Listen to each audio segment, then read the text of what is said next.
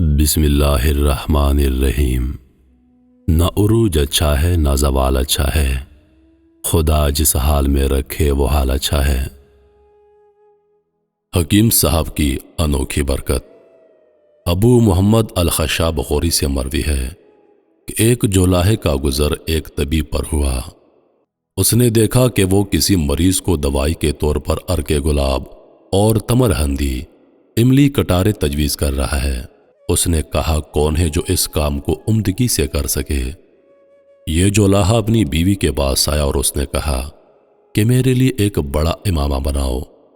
اس نے کہا تو اس امامے کا کیا کرے گا؟ اس نے کہا میں تو اب حکیم بنوں گا۔ اس کی بیوی نے کہا تو ایسا مت کر، لوگ تمہیں ماریں گے۔ جب لوگوں کو تو جان سے مارے گا تو لوگ تمہیں ماریں گے۔ اس نے کہا یہ میرا آخری فیصلہ ہے۔ آخرکار بڑا پگڑا باندھ کر مطلب شروع کر دیا گیا۔ پہلے دن جا کر بیٹھا اور لوگوں کے لیے دوائیں تجویز کرنا شروع کر دیں اور کافی روپے کمائے۔ کئی دن ایسا کرتا رہا، پھر آ کر بیوی سے کہا کہ میں روزانہ ایک جیسی گولی بنا لیتا ہوں اور ہر بیمار کو وہی دیتا ہوں، دیکھ کتنا پیسہ کما چکا ہوں۔ اس کی بیوی نے کہا یہ کام چھوڑ دیں۔ اس جولاہے نے کہا ایسا نہیں ہو سکتا۔ ایک دن ایسا ہوا کہ ایک باندی کا گزر حکیم صاحب کے مکتب کی طرف سے ہوا۔ اس نے دیکھ کر اپنی مالکہ سے کہا جو کہ سخت بیمار تھی، میرا جی چاہتا ہے کہ نیا طبیب تمہارا علاج کرے، پرانے طبیبوں سے علاج کروا کر کوئی افاقہ نہیں ہوا۔ آپ بیمار کی بیمار ہیں، کیوں نہ نئے طبیب کو آزمایا جائے؟ اس کی مالکہ نے کہا اس کو بلائیں۔ چنانچہ یہ حکیم تشریف لائے اور حال یہ تھا کہ اس بیمار کا مرض تو ختم ہو چکا تھا، صرف کمزوری باقی تھی، مگر دوسرے حکیم یہ سمجھ نہیں سکے۔ اس جولاہے نے تجویز کیا کہ ایک مرغی بھون کر لاؤ۔ مرغی بھون کر لائی گئی اور مریض نے خوب کھائی اور 3-4 دن تک ایسا ہی کیا تو بالکل ٹھیک ہو گئی۔ وہ اٹھ بیٹھی، پھر تو اس کی خوب واہ واہ ہوئی۔ آہستہ آہستہ یہ خبر بادشاہ وقت تک پہنچی۔ بادشاہ نے اس کو اپنے دربار میں بلا لیا۔ بادشاہ جس مرض میں مبتلا تھا اس کا اظہار کیا۔ اتفاقیہ طور پر اس نے ایک ایسی دوا کہہ دی جس سے بادشاہ کو فائدہ پہنچا۔ اتفاق سے بادشاہ ٹھیک ہو گیا۔ اس کے بعد بادشاہ کے پاس ایسے لوگوں کی ایک جماعت آئی جو اس جولاہے کو جانتی تھی۔ انہوں نے کہا بادشاہ سلامت، یہ شخص ایک جولاہا ہے، یہ کچھ نہیں جانتا۔ بادشاہ نے کہا اس کے ہاتھ سے مجھے شفا ہوئی ہے اور فلاں عورت کو اسی کے علاج سے صحت ہوئی، یہ میرا تجربہ ہے، اس کے خلاف میں تمہاری بات تسلیم نہیں کروں گا۔ انہوں نے کہا بادشاہ سلامت، ہم تجربہ کروانے کے لیے اس کے سامنے مسائل رکھتے ہیں، اگر اس نے ہمارے سوالوں کے جوابات دے دیے تو ٹھیک ہے، اگر نہ دیے تو اس کو آپ سزا دیجئے۔ بادشاہ نے کہا ایسا کر لو۔ انہوں نے کچھ سوالات تجویز کرائے۔ اس کے لیے اس جولاہے نے کہا اگر میں ان مسائل کے جوابات تمہارے سامنے بیان کر دوں تو تم جواب نہیں سمجھ سکو گے، کیونکہ جوابات کو وہی سمجھ سکتا ہے جو کہ ایک طبیب ہو، لیکن اگر تمہیں تجربہ ہی کرنا ہے تو اس طرح کر لو، کیا تمہارے ہاں کوئی بڑا شفا خانہ ہے؟ لوگوں نے جواب دیا کہ ہاں بالکل ہے۔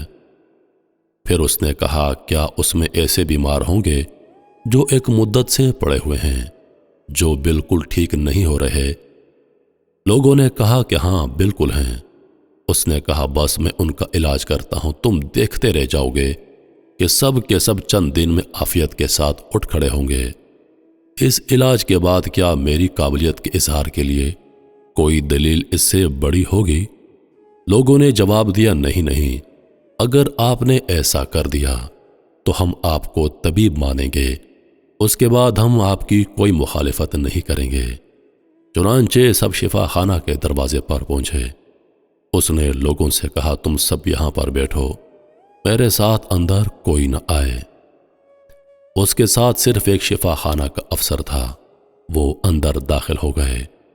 اس جولاہے نے اس افسر سے کہا جو کچھ میں عمل کروں گا تو نے کسی کے سامنے کچھ نہیں کہنا، اگر تو نے کسی کے سامنے اس کا اظہار کیا تو میں تجھے پھانسی دلاؤں گا، کیونکہ بادشاہ میری ہر بات سنتا ہے، اور اگر تو خاموش رہا تو میں تجھے مالا مال کر دوں گا۔ اس افسر نے کہا کہ بالکل میں خاموش رہوں گا۔ اس نے افسر سے حلف لیا۔ پھر اس نے پوچھا تیرے پاس شفا خانہ میں تیل موجود ہے؟ اس نے کہا کہ ہاں بالکل ہے۔ کہا کہ جاؤ اور تیل لے کر آؤ۔ وہ بہت سا تیل لے کر آیا۔ اس جولاہے نے تمام تیل ایک بڑی دیگ میں ڈالا اور اس کے نیچے آگ جلائی۔ جب تیل خوب جوش مارنے لگا تو مریضوں کی جماعت کو آواز دی۔ اس میں سے ایک مریض سے کہا تیری بیماری صرف اس سے دوا ہو سکتی ہے کہ تو اس دیگ میں بیٹھ جائے۔ مریض اللہ کو یاد کرنے لگا اور کہنے لگا اے اللہ تو ہی مددگار ہے۔ حکیم نے کہا تجھے یہ تو کرنا ہوگا۔